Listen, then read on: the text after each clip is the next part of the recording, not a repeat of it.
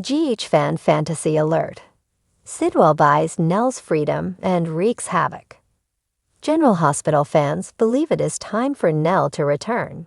And what a return it could be. Willow and Michael are divorced, and she has lost custody of her kids. It would be just like Nelle to swoop in and claim her right to Wiley.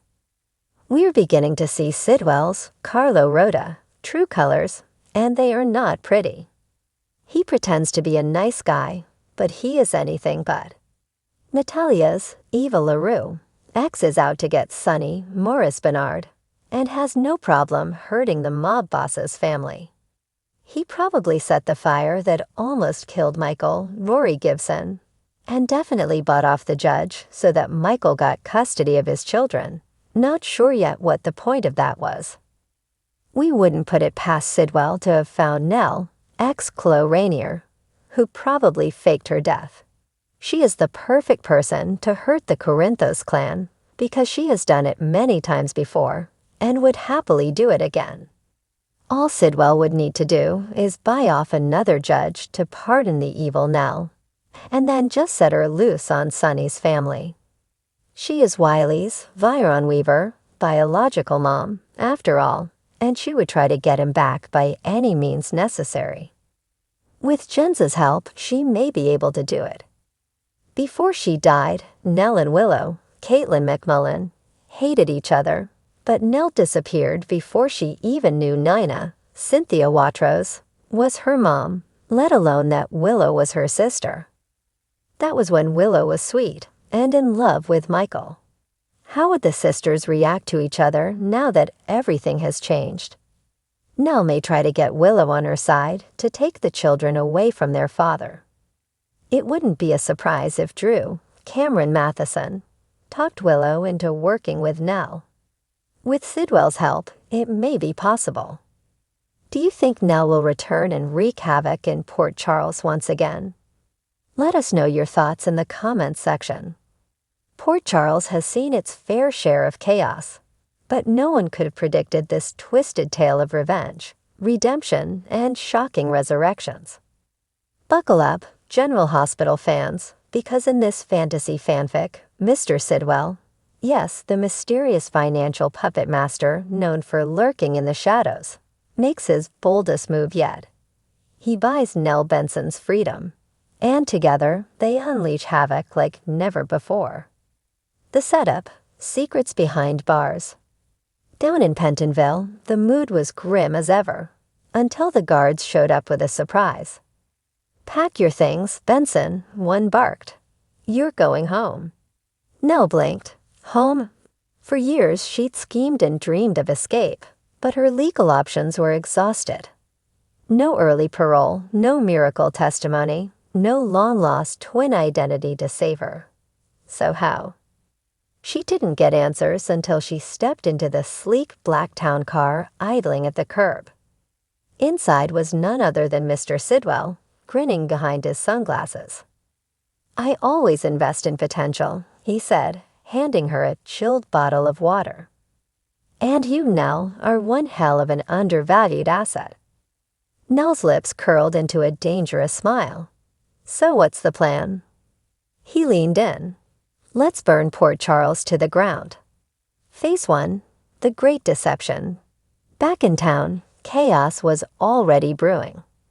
Carly Corinthos had just reopened her Metro court and was making waves with her new relationship, while Nina Reeves was spiraling from loss and heartbreak. Willow and Michael were doing their best to hold things together, but it was clear their world still teetered on secrets. Enter Nelle, cloaked under a new identity crafted by Sidwell's tech team. Blonde again, hair longer, glasses, new nose thanks to surgery. It was like Nelle 2.0.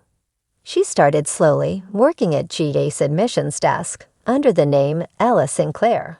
Not even Willow recognized her. But Sidwell wasn't here for slow. "Push harder," he ordered. "We hit them from every angle." So Ella inserted herself into Wiley's orbit, pretending to be the nicest new friend on the block. When she accidentally dropped a hint to Willow about Wiley possibly having a sibling out there, Willow grew suspicious and confused. Hella gently planted seeds of doubt, whispering about betrayals, former flames, and the kind of things that crack perfect lies. Phase 2. Exposing Willow and Drew. Sidwell had eyes everywhere, and that included a camera he'd quietly installed in Drew's penthouse months ago, long before Drew even knew he'd be playing mentor to Willow. One evening, he called Nelle into his office. "Watch this," he said as footage rolled of Drew and Willow in a heated moment, stripping off clothes and collapsing into each other's arms. Nelle's eyes lit up. Oh, this is gold. She made a copy of the footage and, with a fake account, sent it directly to Carly. The next morning, the Metro Court suite walls shook from Carly's scream. How could she? She raged, throwing her phone against the wall. She stormed out, tears in her eyes, betrayal slicing through her chest. Willow was like a daughter to me. Michael, devastated, broken, furious, and exactly where Sidwell wanted him, vulnerable. Phase 3, the wrecking ball. Now the real storm began. Sidwell bought a controlling interest in Aurora Media overnight, making Drew's career, and any leverage he held, completely irrelevant. Then, with fake documents and digital manipulation, he made it look like Michael had been embezzling company funds. Board members turned, shareholders pulled out, and Michael found himself arrested. Who was his key witness? A tech specialist named Ella Sinclair, who just wanted to do the right thing. Diane Miller tried her best to sniff out the truth, but Sidwell was always one step ahead. This was never about money, he told Nelle as they watched from a secret surveillance room. This is about watching them all fall. Ava and Nina get caught in the crossfire. But Sidwell didn't stop there. He knew Ava Jerome had secrets buried as deep as Spoon Island's catacombs, and he threatened to expose her fake amnesia play with Nicholas unless she backed off of Sunny completely. Nina, meanwhile, received a beautifully wrapped package at Crimson.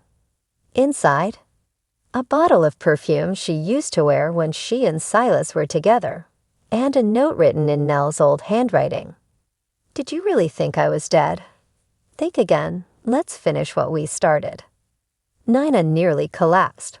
Her panic attack landed her in GH, where she thought she glimpsed Nelle's reflection.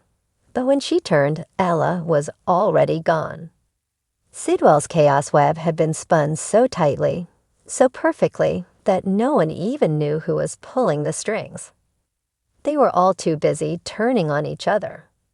The final twist, Nelle strikes. Finally, the piece de resistance. At a special charity gala hosted by the Quartermains, all of Port Charles' power players gathered. Carly, Drew, Michael, Willow, Sunny, Ava, Nina, Valentin, even Brooklyn and Chates were there. The lights dimmed. A presentation began, a tribute to family legacies. Then midway through, the screens glitched, and Sidwell's face appeared. "Congratulations, Port Charles, you've officially been played."